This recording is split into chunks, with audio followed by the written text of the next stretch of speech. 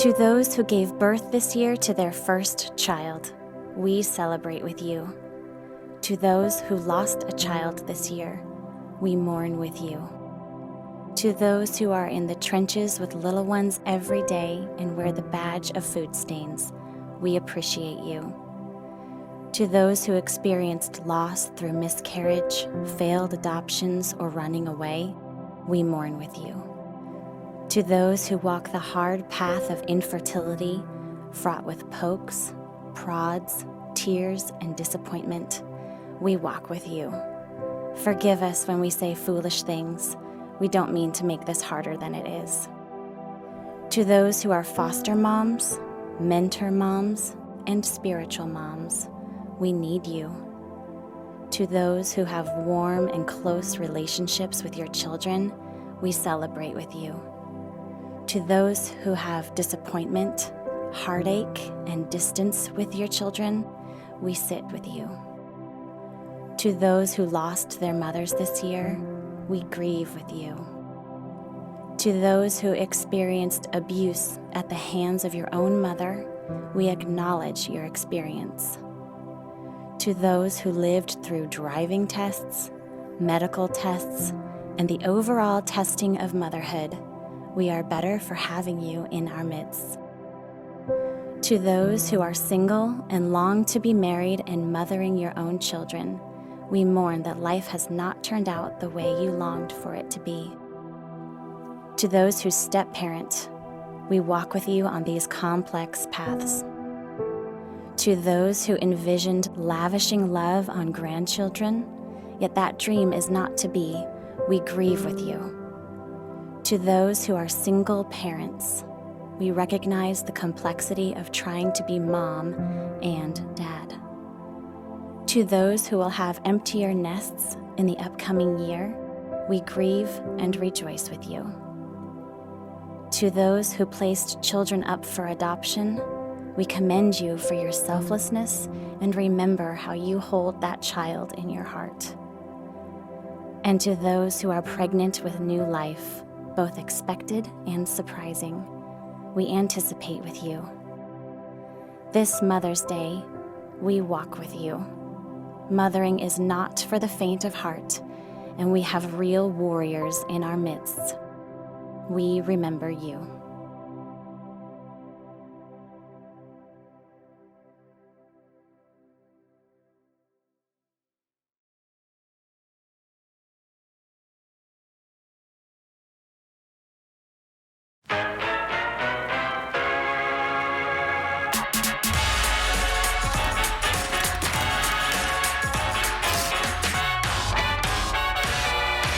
Enjoy the show.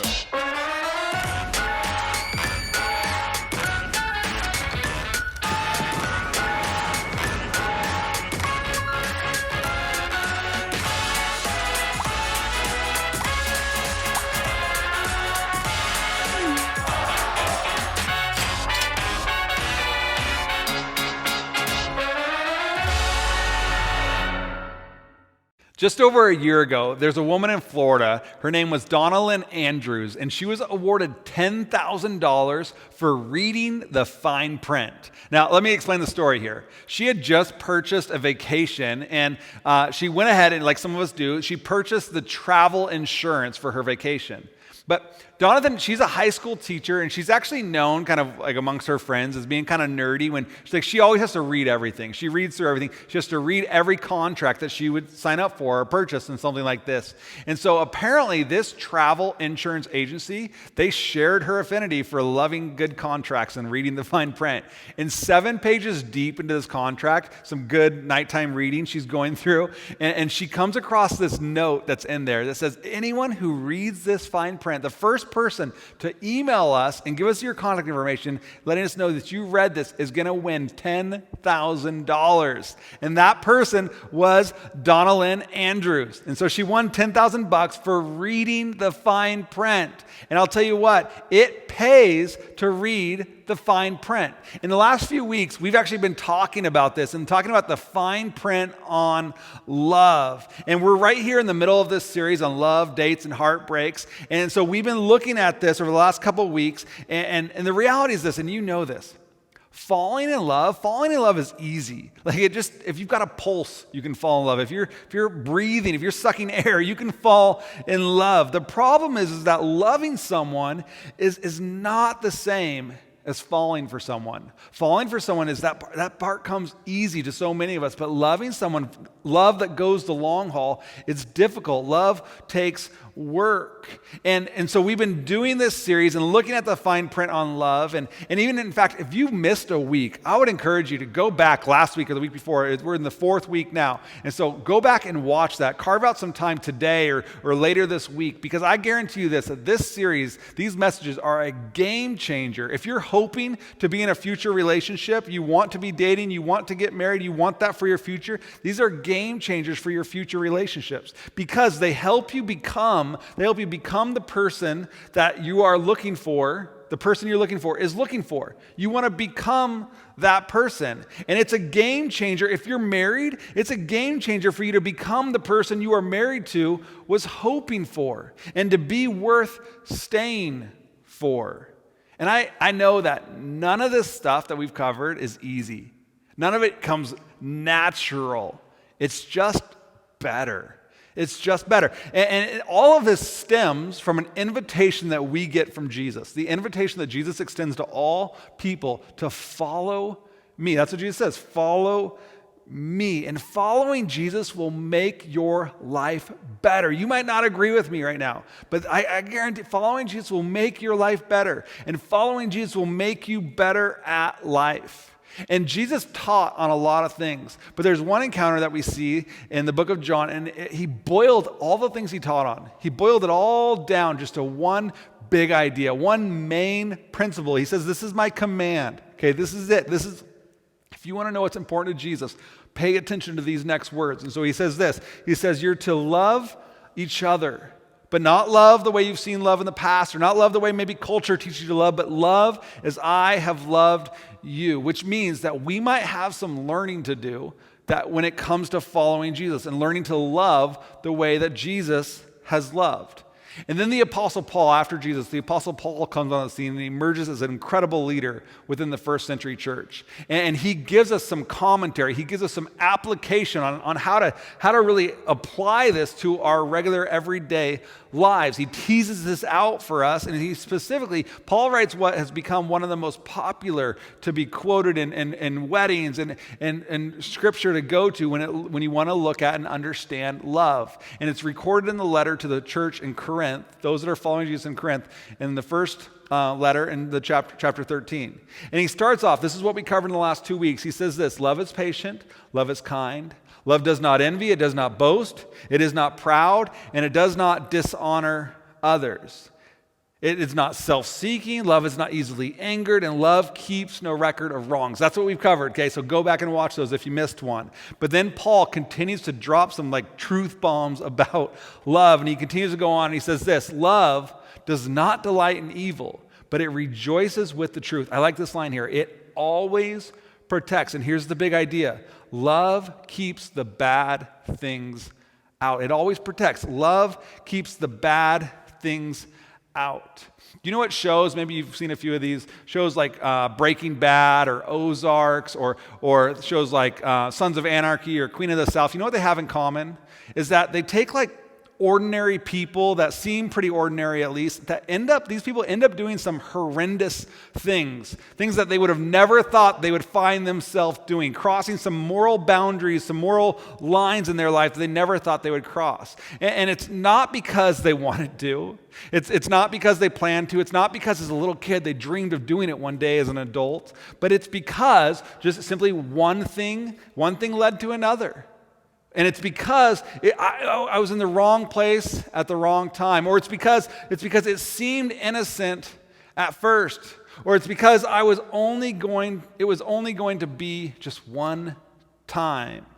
And while we find these shows, we find them, they're entertaining. We watch them, we binge watch them. Some of you right now, when you've been stuck at home, you've watched some of these shows.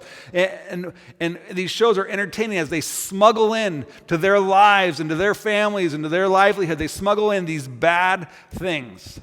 But what about when it comes to the things that are smuggled in to our relationships? to the things that we smuggle. What are you smuggling into your relationship? Perhaps even you're smuggling something in behind the back of your spouse.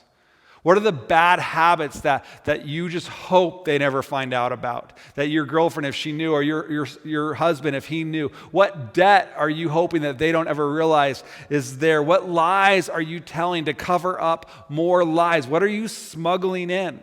And it's like we'd say the similar things like, I never thought I'd do this. I never planned to do this. I never dreamed of doing this. I didn't mean to, but one thing led to another. But I was just in the wrong place at the wrong time, and this is what happened. Or like, I didn't intend for this, I didn't plan for this. It seemed innocent at first. Or man, like I knew what I did, I knew it was wrong, but really I just didn't think it'd get as big as it's got because it was only going to be one time. But love, remember what he says here in 1 Corinthians, Paul, he says, Love doesn't delight in evil, but it rejoices with the truth. Love, it always protects. It keeps the bad things out. If you smuggle bad things into your relationship, you're not being a good person, and you're not being good to the other person. You're not protecting. You've got to protect that relationship. Protect that future relationship. If you're not in one right now, but you hope to be in one day, work on yourself now. Protect your future relationship by changing and working on some of the bad habits in your life now so you don't smuggle them in later on.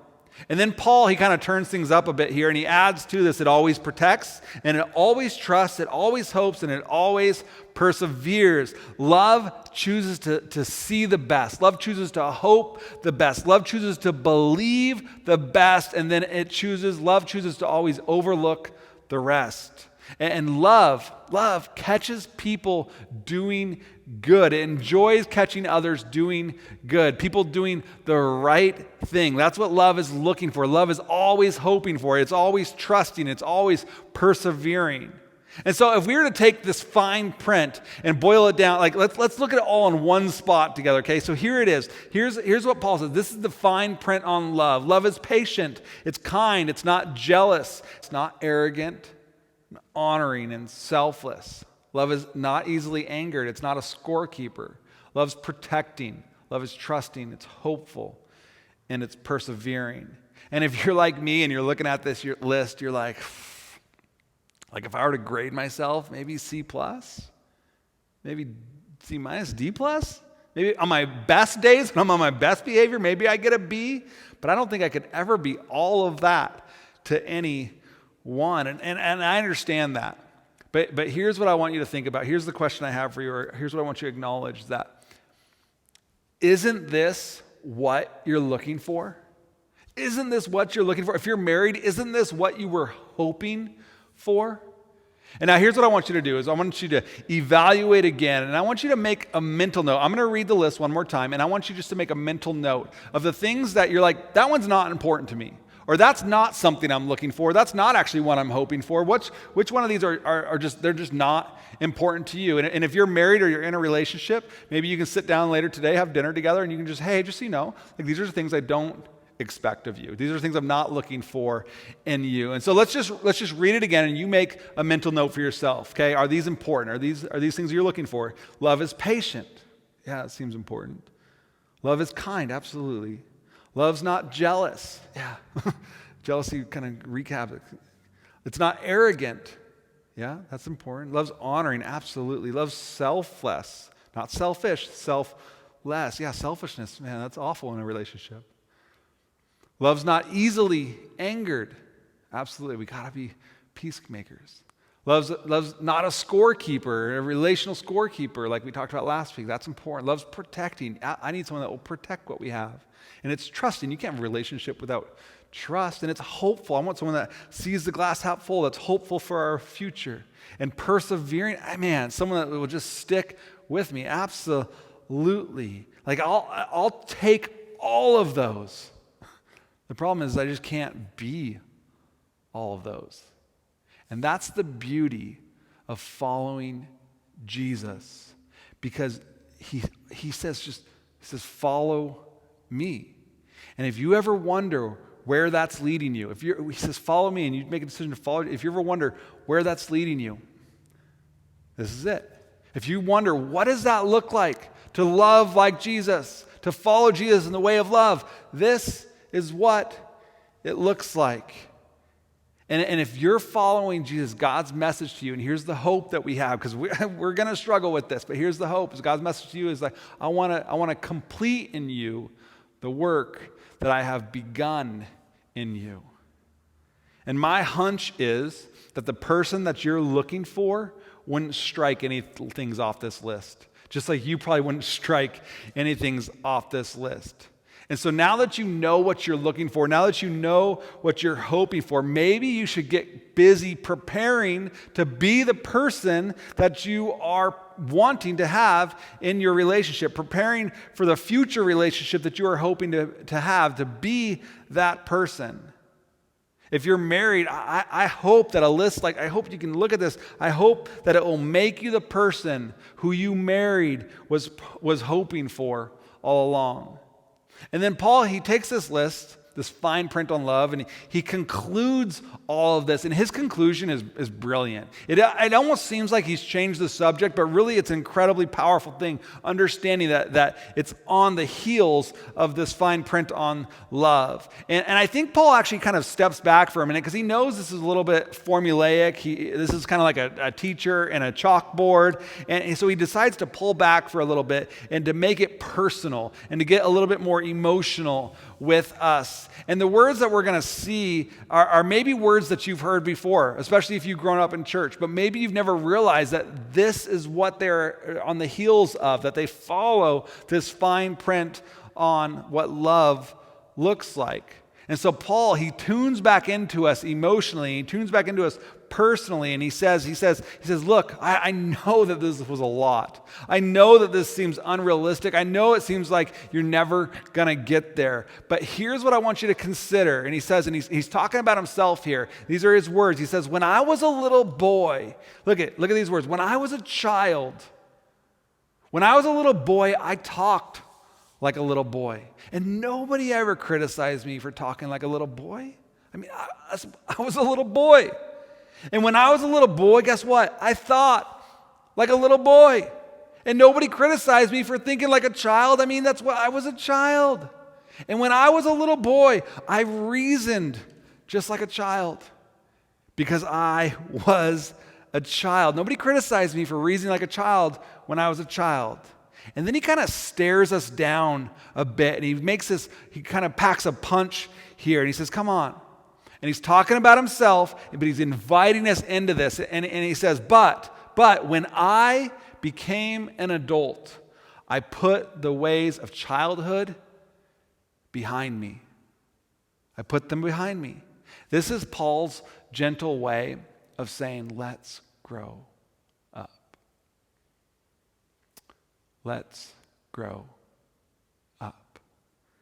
When I was a child, I talked like a child. When I was a child, I thought like a child. When I was a child, I reasoned about love the way a child would reason about love. In childhood, happily ever after meant the prince and the princess, they got together and boom, the movie's over, the end. Which we know is actually really just the beginning. But a child sees it and like they found each other and now everything's going to be perfect and everything's going to be easy. They finally found the right person. That's how love stories are. That's how the movie goes. The whole movie's about them finding the right person and then living happily ever after. But I know it doesn't work like that. And the Apostle Paul is saying, come on here. Those are fairy tales. That's wonderful for entertainment, but let's abandon the storybook assumptions about love. Let's abandon the storybook assumption, the storybook approach to love. Let's abandon our own assumptions about love that culture has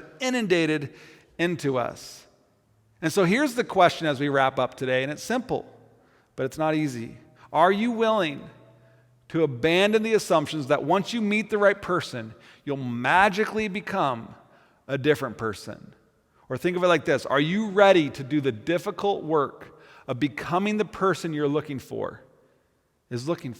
Or if you're married, here it is, to become the person who married you was hoping for. I hope so. I hope so. And somebody right now is hoping so as well. And there's a future somebody out there that is going to hope so.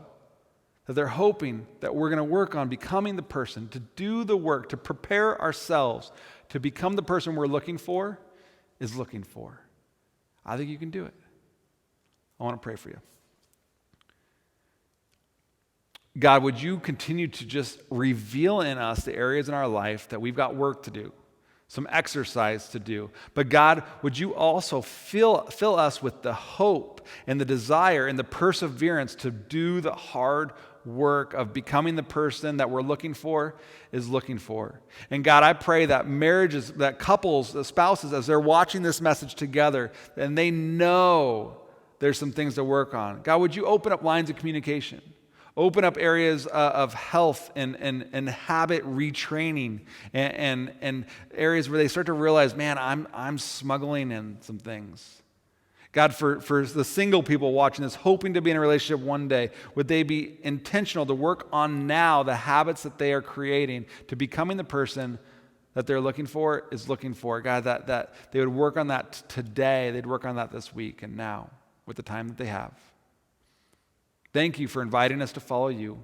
Help us to follow you in this area of love. In Jesus' name, amen.